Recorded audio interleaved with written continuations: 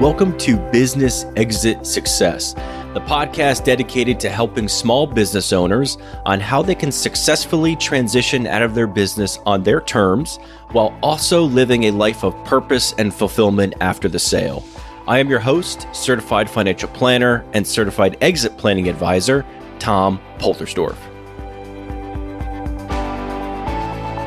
All right. Hello, everybody. We are continuing our discussion on the 3 readiness factors and issues that come up when owners want to sell and transition out of the business.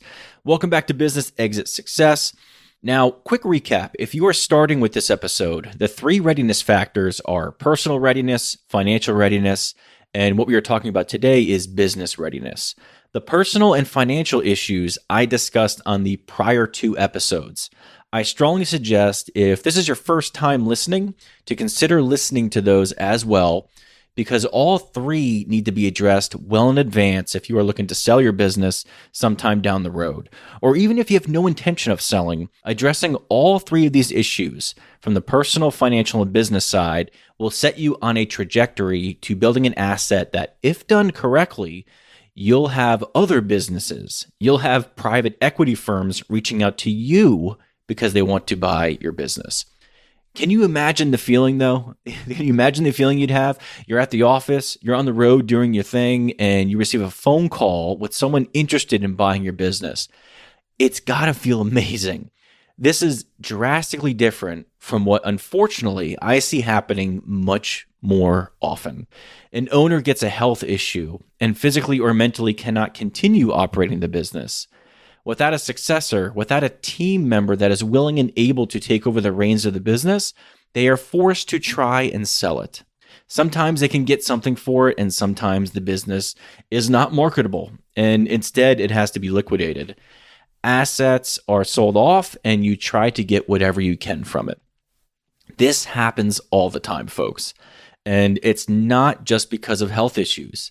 It can be from death, divorce, a disagreement between co-owners, or a disaster. Like when COVID hit, many businesses went under, right?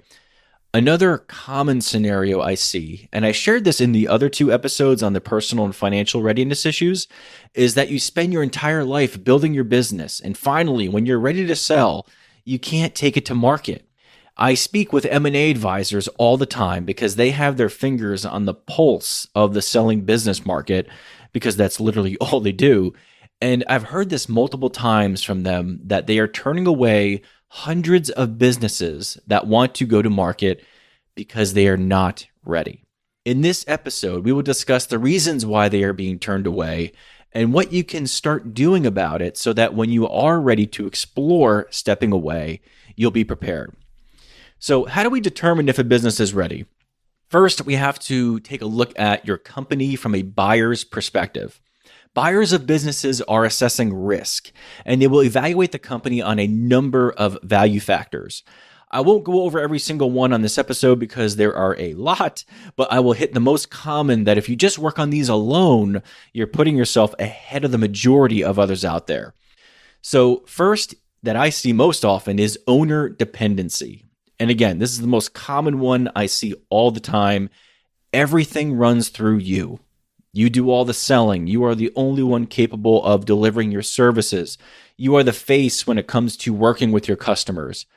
When you're away, business tends to slow down. Customers come to you when they need something. Your employees come to you when something goes wrong, or they constantly are coming to you if they have questions. You are the main point person when it comes to working with your suppliers. So all of these reasons cause you to become a worthless business. Or I heard this from an M&A advisor, and he said, you don't want to become a toe tag business, which, if you didn't get that, is a dead business, a worthless business. So why is this? Because if you are the main point person and you want to leave, all of those relationships, all of the sales that you are responsible for will essentially go away, right? So how do we fix this? Well, it's a combination of things, but it all comes down to having the right people, the right team members working with you in your business. Is there a strong and experienced management team in place that has demonstrated a track record of success with making business decisions, training your team members, handling internal conflict, etc.? Or is the business largely dependent on you for its success? Is there a strong sales team in place with a record of new account growth without you having to get involved in the sales process? So you see where I'm going with owner dependency. Very simply, the less dependent the business is on the owner, you are adding value. As a consequence, you as the owner will get a lot of time back to work on the business rather than having to work in the business. So you allow yourself to focus more on the strategic planning side with more freedom to drive the mission and the vision for the company. Another value factor is your customer base and if there are concentration issues. So do any of the company's customers account for more than 10% of revenues? Do you have a long history with your major customers? Are they being added on a continuous basis? Is there turnover? Are the relationships dependent upon you as the owner remaining with the company? These are all really important questions because, again, think about it. Taking that buyer's perspective, as a buyer, you pay for a business, you invest in a business, you want to make sure there is a high probability that there is plenty of growth left in the engine, right? Buyers want to see a track record of customers coming on board with projections showing that positive growth will continue, and they will want to see data backing this up. Naturally, all of us as human beings, we want to promote our past successes, right? But investors aren't as interested in where you've been as much as where you're going, right? They're not as interested in what you did in the past. They want to know where the path is going forward, right? The next 1, 3, 5 years. That's why projections of future performance are so critical.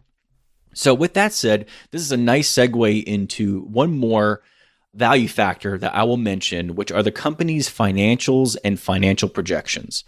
Your projections need to be both realistic and optimistic and will contribute heavily to your company's price tag when it comes to a sale.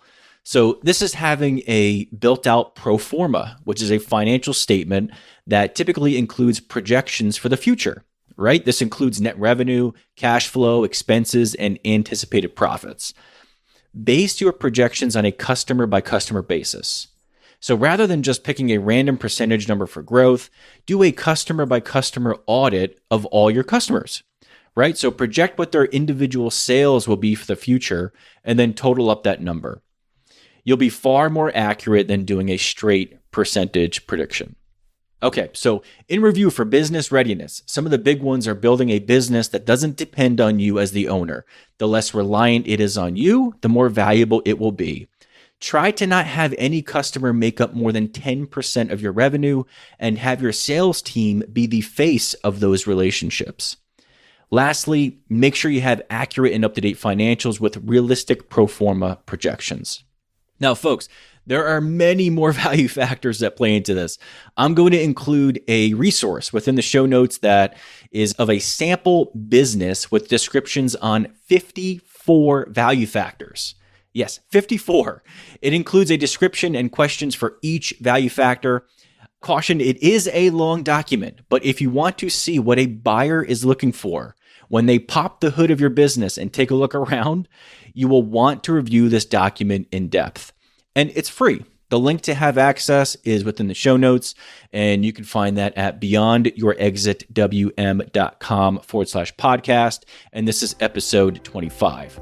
I hope you share and enjoy.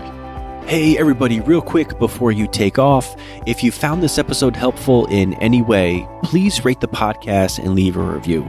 I would love to get your feedback and see if there are any topics you'd like to hear more about going forward.